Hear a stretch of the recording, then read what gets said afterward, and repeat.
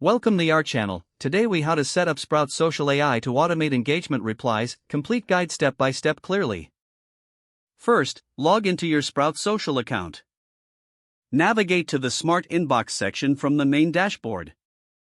Click on the Engagement tab to access your incoming messages. Select the message you want to set up an automated reply for. Locate the option for Automate Replies or AI Responses within the message view. Choose the specific channel from which the message originated. Enable the AI response feature if it's not already activated. Review the default response options provided by Sprout Social. Customize the responses as needed to align with your brand voice. Set parameters or rules for when the automated replies should be used. Decide the keywords or phrases that will trigger an automated reply. Test the automation by sending a sample message through the selected channel.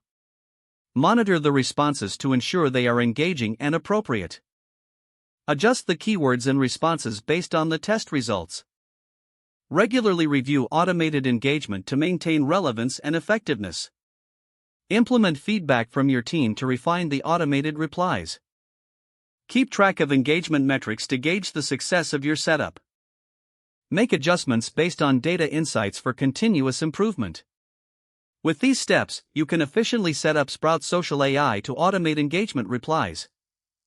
If the page does not load, refresh the browser or try again in a private or incognito window. Make sure you are using the correct email address, then retype it carefully to avoid small typos.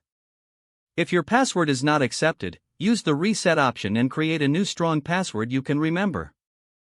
Check your spam folder for verification or security emails, then complete any requested confirmation steps. Enable two-factor authentication if available to improve account security and reduce unauthorized access risk. After signing in, review your profile details so your contact information and settings are accurate and current. If you see an error message, note it down and try again after restarting your device and internet connection. Log out when you finish, especially on shared devices, to keep your account and payment information secure. If the page does not load, refresh the browser or try again in a private or incognito window.